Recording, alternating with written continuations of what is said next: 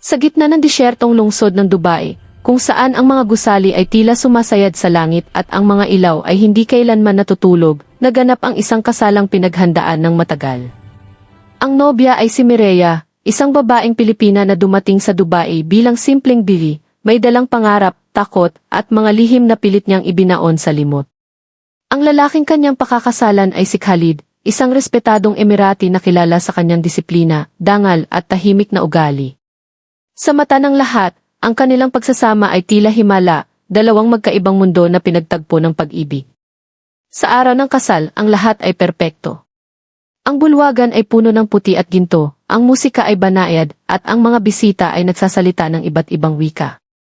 Si Mireya ay nakangiti, ngunit sa loob-loob niya ay may kaba na hindi niya maipaliwanag.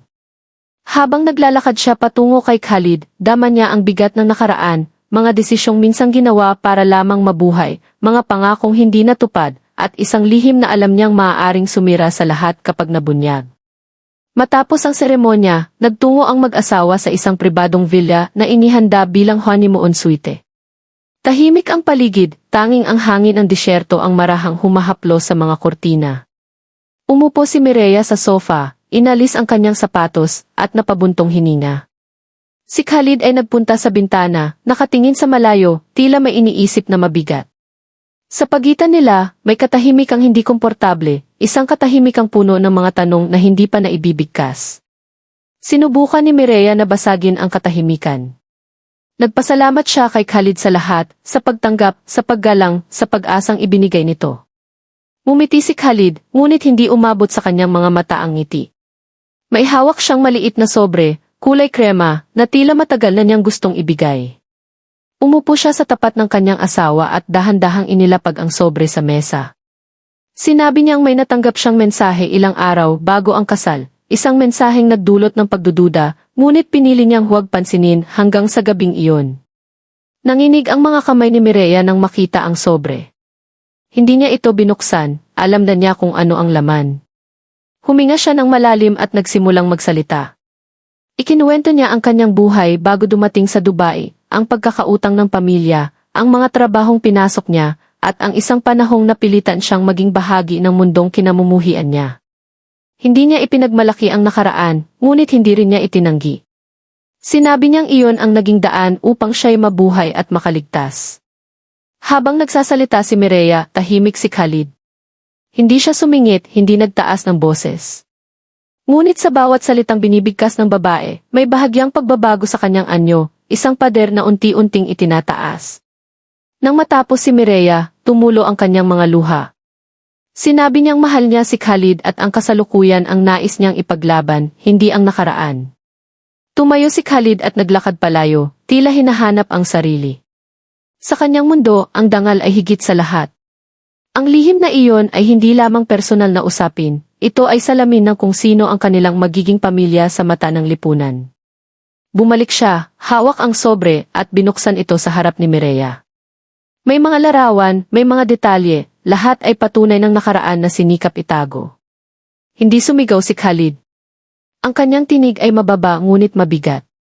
Tinanong niya kung bakit ngayon lamang sinabi, kung bakit sa gabi ng kasal pa. Sinagot ni Mireya na natakot siya, natakot na mawala ang lalaking minahal niya, natakot na muling bumagsak sa buhay na pilit niyang tinakasan. Sa sandaling iyon, tila nagbanggaan ang dalawang mundo, ang mundo ng pag-asa at ang mundo ng mga paniniwalang hindi madaling baguhin. Lumalim ang gabi. Ang katahimikan ay muling bumalik, ngunit ngayon ay mas mabigat. Si Khalid ay naupo sa gilid ng kama, hawak ang kanyang ulo. Si Mireya ay nakatayo sa malayo, hindi alam kung lalapit o lalayo. Sa loob ng villa, ang oras ay tila huminto. Sa labas, patuloy ang pag-ikot ng lungsod, walang pakialam sa trahedyang unti-unting nabubuo sa loob ng 4 na dingding. Sa isang iglap, nagbago ang lahat. Isang tawag ang pumasok sa telepono ni Khalid, isang kamag-anak na nagtanong kung totoo ang mga balitang kumakalat. Ang lihim ay hindi na pribado, ito'y nagsimulang kumalat. Nang ibaba ni Khalid ang telepono, nakita ni Mireya sa kanyang mga mata ang desisyong matagal ng hinuhubog ng galit, takot at hiya. Lumapit si Khalid sa kabinet at may kinuha. Hindi niya intensyong pumatay, iyon ang pumasok sa isip niya sa mga susunod na sandali, ngunit ang galit ay mas mabilis kaysa rason. Nang makita ni Mireya ang hawak niya, napaatras siya. Sinubukan niyang magsalita, humingi ng tawad, magmakaawa. Ngunit ang mga salita ay nalunod sa ingay ng tibok ng puso at sa bigat ng sandaling iyon. Ang sumunod ay mabilis at malupit. Isang kilos na hindi na mababawi. Ang puting damit ni Mireya ay bumagsak sa sahig, ang kanyang hininga ay unti-unting nawala. Sa kanyang mga mata, hindi galit ang makikita kundi lungkot, lungkot sa pag-ibig na hindi naging sapat upang talunin ang nakaraan. Si Khalid ay nanatiling nakatayo, hawak ang kanyang mga kamay na nanginginig, tila hindi makapaniwala sa kanyang ginawa. Dumating ang mga otoridad bago pa man sumikat ang araw. Ang villa ay napuno ng mga tanong, ang kasal ay naging balita, at ang mga pangarap ay tuluyang naglaho. Sa isang lungsod na puno ng karangyaan, isang simpleng kwento ng dalawang taong nagmahal ang nauwi sa trahedya, isang paalala na ang mga lihim, kapag itinago ng matagal, ay maaaring maging sandatang sisira sa lahat. At dito nagtatapos ang bahaging ito ng kwento, ngunit marami pang pwedeng buksan, ang investigasyon, ang paglilitis, ang mga taong naiwan, at ang katotohanang maaaring mas malalim pa kaysa sa alam ng lahat. Sa mga oras na sumunod sa trahedya, naging malamig at mabigat ang hangin sa villa. Ang dating tahimik na lugar ng pag-iisang dibdib ay napalitan ng tunog ng mga radyo ng pulis, mahinang usapan ng mga investigador, at yabag ng mga taong may dalang responsibilidad na buuin ang nangyari. Si Khalid ay nakaupo sa isang sulok, nakaposas ang mga kamay, nakayuko ang ulo. Hindi siya umiimik. Ang kanyang mga mata ay nakatitig sa sahig na tila may nakaukit na alaala roon, ang huling sandali ni Mireya, ang katahimikan matapos ang unos. Dinala ang katawan ni Mireya sa morgue. Ang kanyang mukha ay payapa, halos parang natutulog lamang. May ilang pulis na tahimik na napailing, may mga kwentong ganito na silang nakita, ngunit bawat isa ay may sariling bigat. Sa labas ng villa, nagsimulang magtipon ang ilang mamamahayag matapos may makalabas na impormasyon. Ang salitang i-Dubai, kasal, at pagpatay ay mabilis na naging isang pangusap na kumalat sa social media. Sa presinto, sinimulan ang formal na investigasyon. Tinanong si Khalid tungkol sa mga nangyari. Sa unay tahimik siya, ngunit kalaunan ay nagsalita rin, putol-putol, mabigat ang tinig. Inamin niya ang ginawa, ngunit paulit-ulit niyang sinabi na hindi niya sinadyang mangyari iyon. Na ang galit at hiya ay parang apoy na biglang sumiklab. Ang bawat salitang binibigkas niya ay tila pagtatangkang intindihin ang sarili, hindi upang linisin ang kasalanan. Lumabas din ang mga detalye tungkol sa nakaraan ni Mireya. May mga taong nagsalita, mga kakilala, dating katrabaho, na nagbigay ng iba't ibang larawan ng kanyang buhay. Para sa ilan, siya ay biktima ng kahirapan at pagkakataon. Para sa iba, siya ay babaeng may mga desisyong hindi nila kayang tanggapin.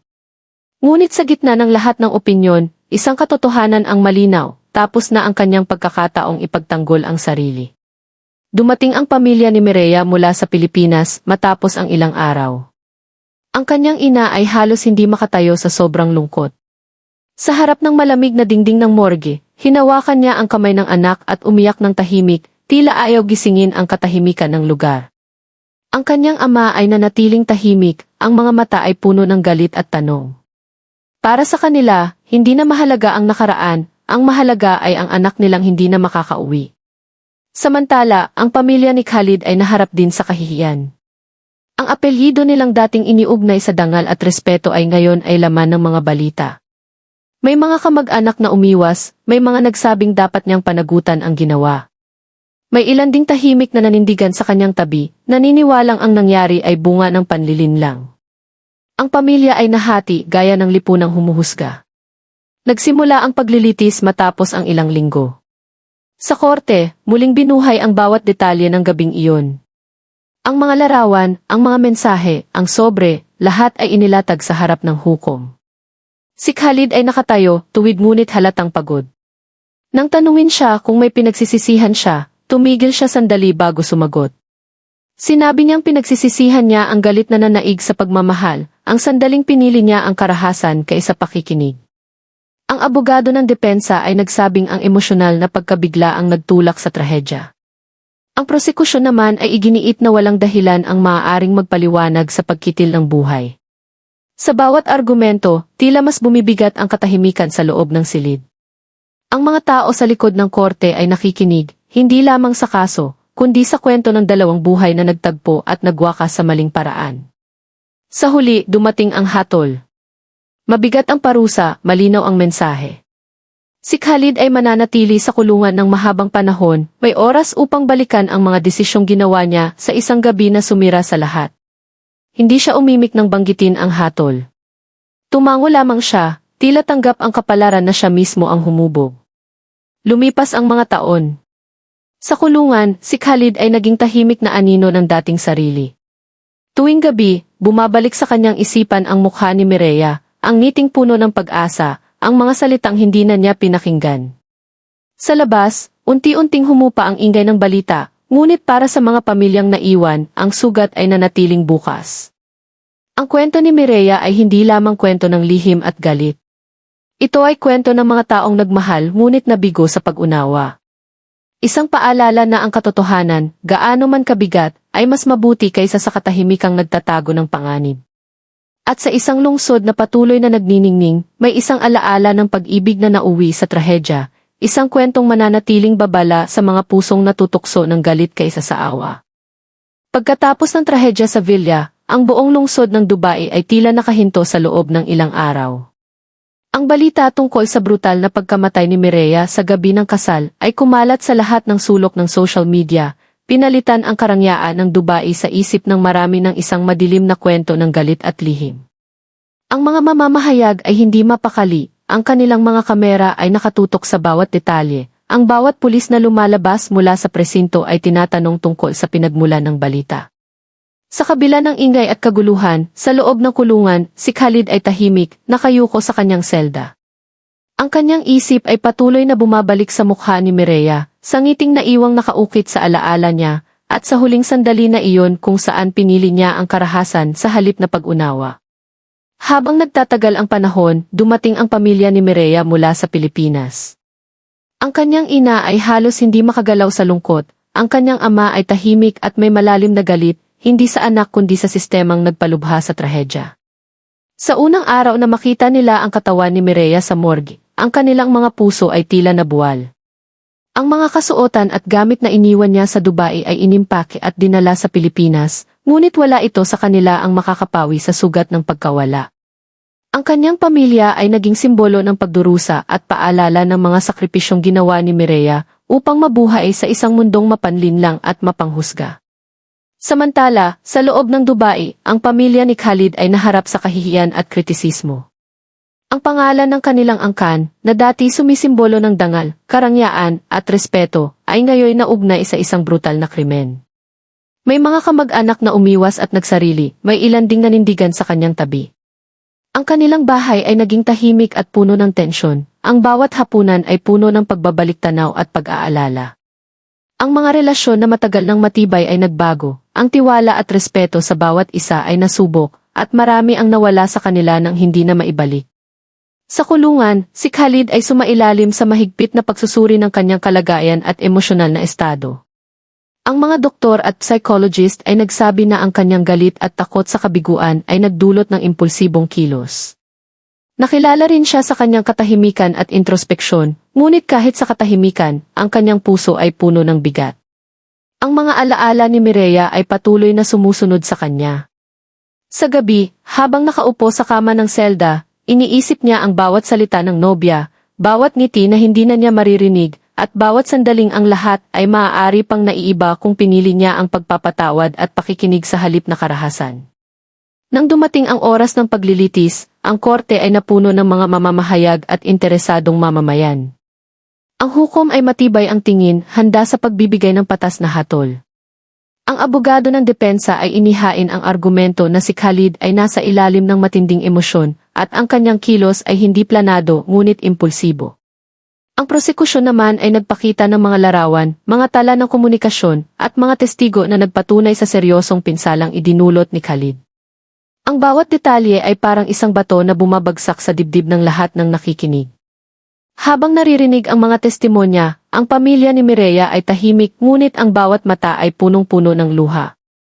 Ang kanyang ina ay nanatiling mahigpit ang hawak sa kamay ng asawa, tila kinukuha ang lakas mula sa isa't isa. Ang mga tanong na matagal nang nakabaon sa kanilang isipan ay muling lumutang. Bakit nangyari ito? Bakit kailangang umabot sa karahasan? At higit sa lahat, paano nila matatanggap ang pagkawala ng anak na pinaghirapan nilang itaguyod at mahalin?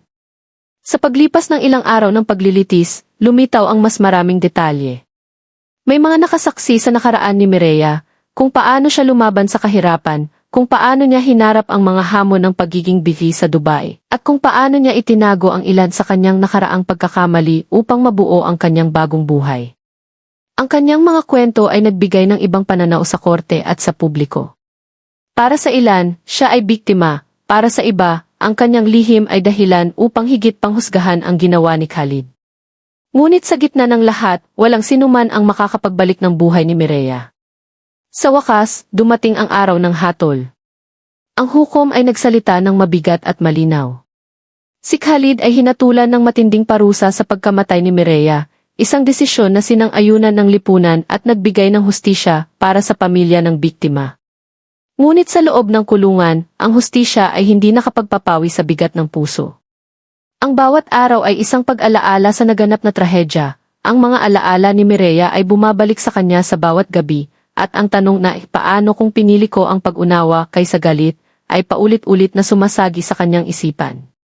Ang pamilya ni Khalid ay nagsimulang unti-unting tanggapin ang nangyari, ngunit ang sugat sa kanilang reputasyon ay hindi madaling gumaling. Ang mga relasyon sa pagitan ng mga miyembro ng pamilya ay nagbago, ang bawat desisyon at pagkilos ay may kasamang pangamba at pag-ingat. Ang kanilang buhay ay hindi na tulad ng dati. Sa kabilang banda, ang pamilya ni Mireya ay nagpatuloy sa buhay sa Pilipinas, ngunit ang alaala ng anak ay patuloy na bumabalik sa kanilang panaginip at alaala. Ang kanyang kwento ay naging aral, isang paalala sa kahalagahan ng pag-unawa, pagpapatawad at pagpapahalaga sa bawat sandali. Habang lumilipas ang mga taon, ang mga mamamahayag ay unti-unting humupa sa pagsubaybay sa kwento, ngunit para sa mga direktang naapektuhan, ang epekto ay nananatiling buhay. Sa Dubai, ang villa na dating saksi ng kasal ay naging tahimik, isang lugar na puno ng alaala ngunit walang buhay. Ang bawat sulok ay may kwento ng pag-ibig na nauwi sa trahedya, ng lihim na sumiklab sa galit, at ng desisyon na hindi na mababawi. Si Khalid, sa loob ng kulungan, ay nagpatuloy sa introspeksyon. Ang kanyang buhay ay naging isang pagninilay, isang oras upang balikan ang bawat desisyon, bawat sandali ng galit, at bawat pagkakataon na sana ipinili niya ang pakikinig kaysa marahas na kilos. Ang bawat araw ay puno ng panghihinayang, at ang bawat gabi ay alaala ni Mireya. Ngunit sa kabila ng lahat, natutunan niyang ang kapatawaran sa sarili ay mahirap at ang hustisya ay hindi laging pantay sa puso ng isang tao.